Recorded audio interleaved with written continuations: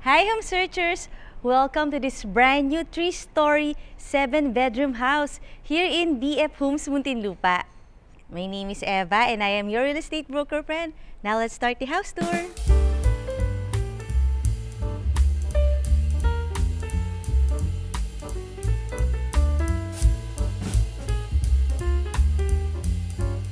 We are inside a gated and exclusive subdivision here in BF Homes na talaga namang flood-free at nakita niyo maganda ang ating community. Yung neighbor also a brand new house. At this is our modern design house. Napaka-attractive ng facade. Meron tayo ditong plant. Anong tawag dito sa plant na to? Kasi maganda siya. At eto na ang iyong pedestrian gate. Meron tong lot area na 204 square meters at ang floor area 317 square meters. Orientation niya is facing east, as in perfect east siya, kaya morning sun. Sabi nila swerte daw mga morning sun na bahay. At papasukin na natin.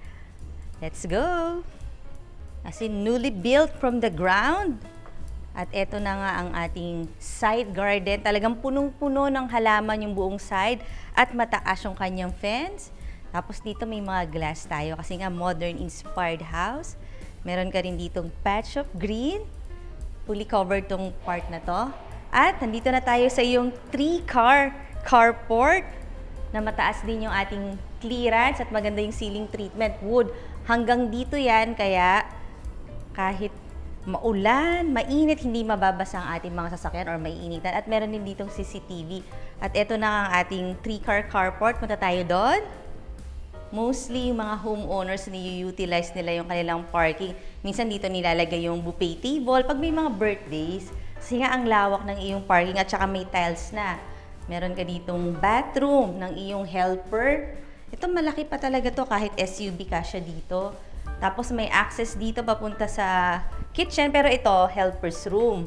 Nakalak lang siya, pero ang taas ng kanyang door. Tapos ayun, may mga CCTV doon. And this is a single detached house, kaya makakaikot tayo sa buong bahay. Punta tayo dito sa likod. Mataas ang perimeter fence. Meron ka ditong water cistern, pero 24/7 naman ang Maynila dito sa BF Homes. Ito yung door papunta sa yung daily kitchen. Tapos even dito sa back, talagang meron ka mga plants.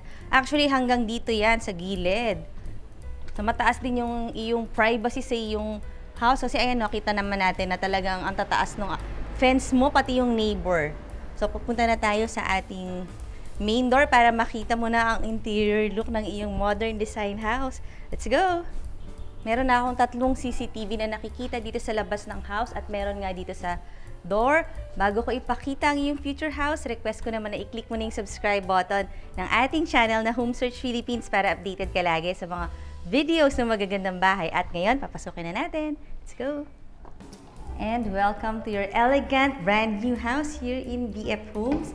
Meron tayong malaking main door. Nice yung kanyang handle. Tapos this is your living dining area. Meron tayong mga sliding glass windows na merong mga screens. Ang ganda ng screen nila. Ayan. Tapos, ang daming mga windows, no, all throughout the house. Kaya naman maaliwalas ang iyong bahay. Tapos kapag nakabukas yan, nakalagay lang yung screen, maganda yung ventilation mo. Tapos dito sa side na to, I think pwede ka maglagay ng sofa kasi nasa kabilang side yung provision for TV, for cable. And open layout nga siya, kaya kita mo ang ganap sa iyong living room or tsaka dito sa dining area.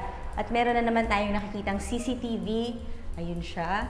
Tapos, meron ka ditong sliding door para naman kita mo ang iyong garden at the same time ventilation din at maraming liwanag na pumapasok sa bahay kasi this is almost like a glass house na meron ng AC inverter type. So, dito ka naman maglalagay. I think dito kasya mga 6-seater na dining table at across, meron ka ditong door. And this is your powder room. Cute size lang siya dahil siya ay powder room pero elegant looking. Meron na tayo ditong mirror. Tapos, ang ganda ng tiles. You have your bidet and water closet. So, sakto lang to para sa mga guests nyo. Lalagyan nyo lang ng mga konting display para mas attractive ang iyong powder room kasi ito yung personal space daw ng ating mga visitors. Tapos, living, dining, and konting lakad lang. Ito na yung ating kitchen. Modern design. Complete na with mga kitchen appliances. O, dito sa side na to, meron tayong induction booster na Elba. 3 burner, tapos Elba rin yung ating range hood. Mga soft close ang iyong cupboards. Tapos meron na namang CCTV. So, talagang ready ng bahay ito for CCTV, no? And meron ka ritong movable faucet. Dalawa rin yung ating sink.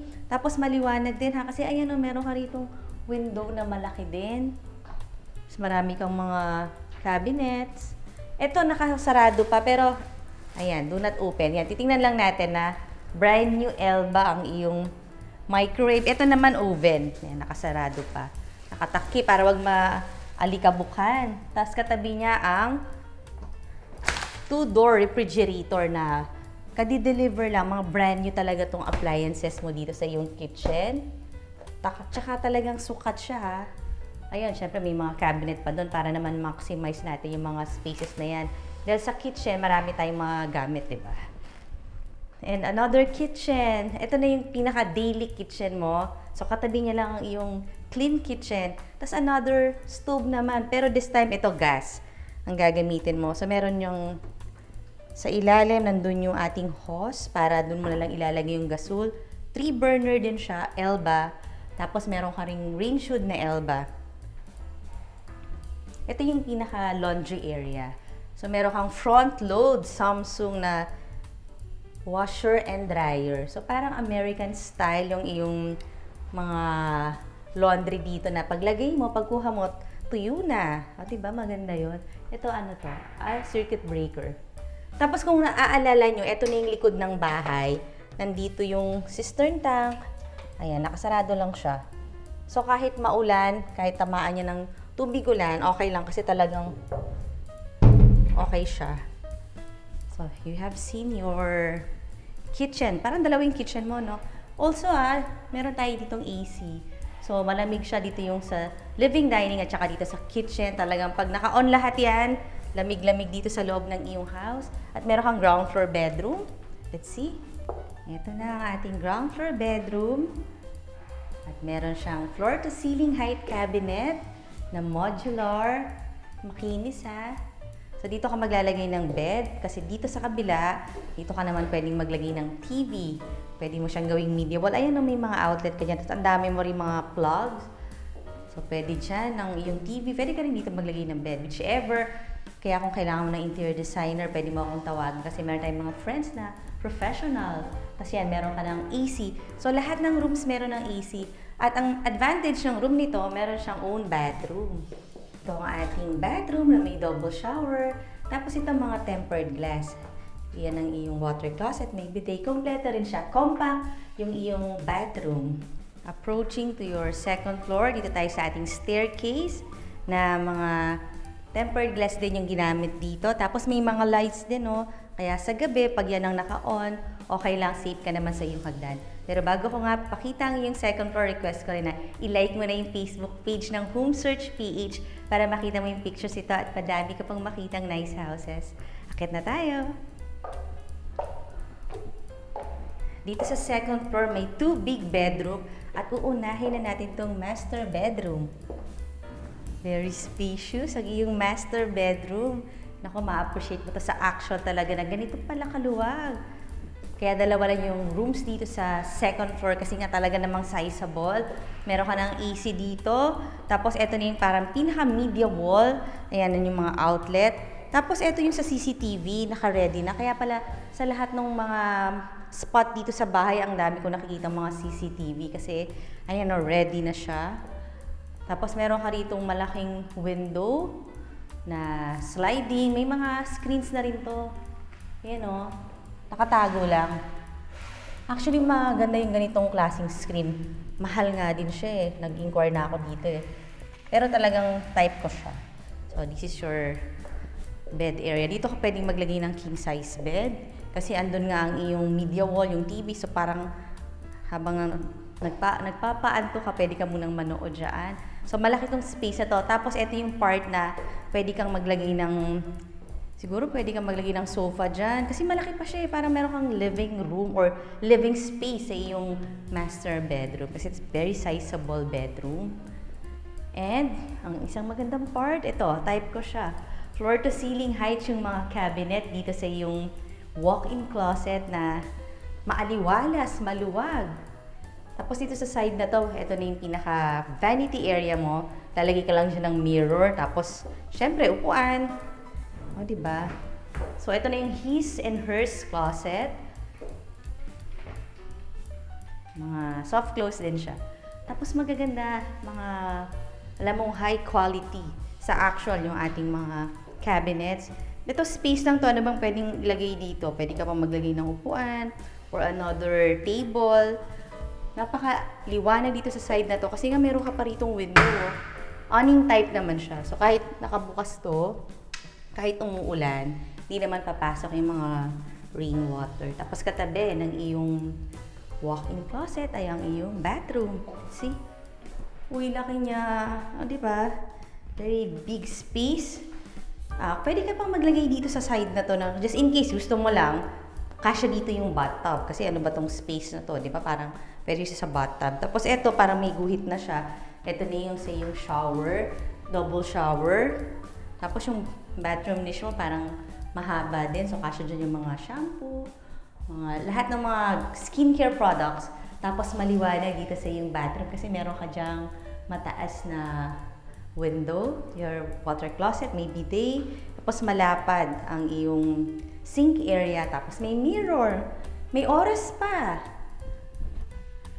So, let's see other bedrooms. Appreciate nyo to, no? Laki-laki ng iyong master bedroom.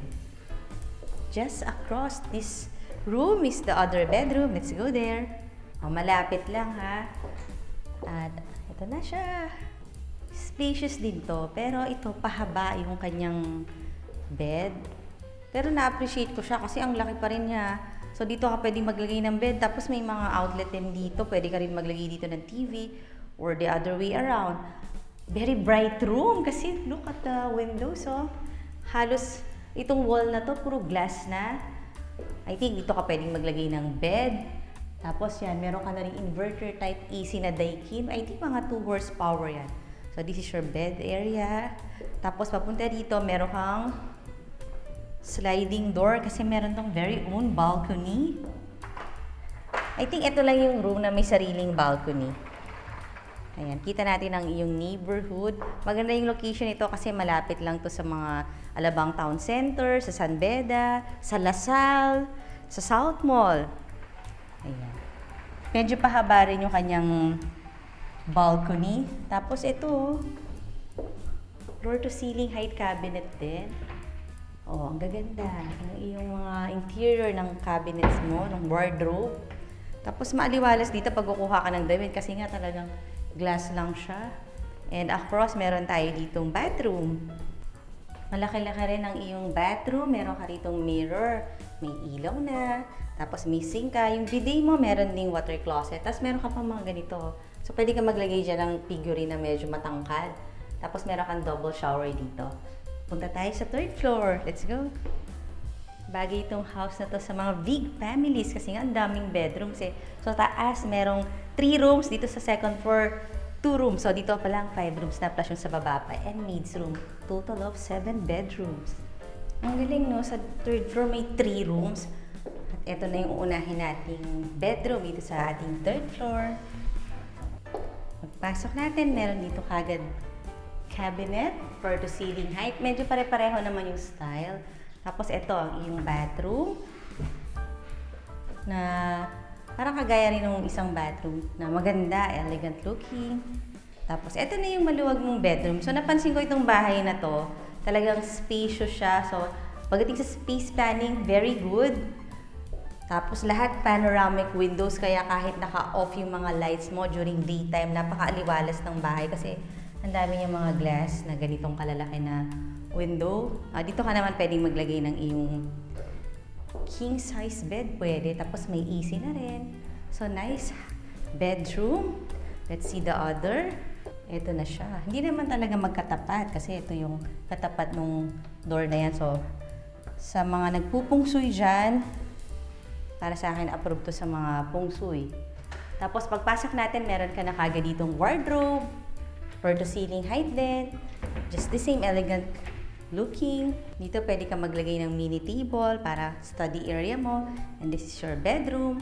Lahat talaga ng rooms may provision for TV. So kung gagawin mo tong media wall, pwede. At lahat rin ng bedrooms may Daikin brand na AC na. So dito naman yung headboard sa bed. At lahat din may own bathroom. Ang nice din ng bathroom nito ha. Ang ganda ng pagkaka-design nila. Simple yet elegant. Mga modern design. So pare-pareho na may double shower, may water closet, may bidet, may mirror, may sink na mga magagandang klase. So last bedroom tayo. Dito sa third floor, may CCTV din doon. Tapos another bedroom na para sa akin, isa sa mga gusto kong bedroom. Parang master bedroom din siya dito sa third floor. Just in case mag-decide ka na dito ka magma-master bedroom, pwedeng-pwede. Ito yung pinaka-bed area. Tapos meron pa doon. So dito muna tayo. Merong malaking AC. Pwede ka ditong maglagay ng headboard. Pwede naman doon. Tapos just the same, very bright room because floor to ceiling height yung mga windows natin. Itong buong wall na to, almost glass. Matitibay naman to kasi mga tempered glass. Tapos panoramic siya. So ang backdrop natin yung malaking tree doon. So may greens ka. Tsaka syempre yung neighborhood dito sa BF Homes na maganda naman. Pero ang good thing dito sa subdivision to talagang flood free. So sa mga natatakot siya baka bahain sila. Tsaka ito third floor pa, may second floor pa. So ayan o, yung outlet mo naman dito. Just in case you want to put TV, ayan na sila, naka-ready na. And another room. Pwedeng gawing living space dito sa iyong room or pwede rin siyang gawing another walk-in closet to kasi ito lang yung closet niya. So pwede pa dito maglagay or pwedeng study area, hobby room, ano bang type mo ditong gawin. Maliwanag din dito kasi meron ka pa rin windows, tapos may mga screens. Ito naman marami na rin itong mga wardrobe na to, di ba? Pag nilagay mo yung mga talagang importante lang. So, isip ka na lang, ano bang gusto mo ditong gawin? Comment na sa ating comment section kung ano yung masasuggest nyo sa space na to. At may malapit kang bathroom. Uy, malaki din siya ha. After the master bathroom, ito na yung susunod na pinakamalaki. Ayun o. Very nice. Meron kang double shower, may bidet, may sink na medyo mahaba ng konti, tapos may light pa rin. Labas tayo. Must-see talaga itong bahay na to kasi pagdating sa features, very good siya. At kung gusto mo itong makita, tawagan mo lang ako. Nandyan yung number ko sa description box. At just in case meron kang lot na gustong patayuan ng yung residential house or kahit commercial building, pwede mo rin akong tawagan. Kasi may mga partners tayong architect, builders, contractor. Ngayon naman, request ko na i-click mo na yung subscribe button here. Ito yung mga latest videos and ito naman yung mga similar videos. And I will see you on the next video.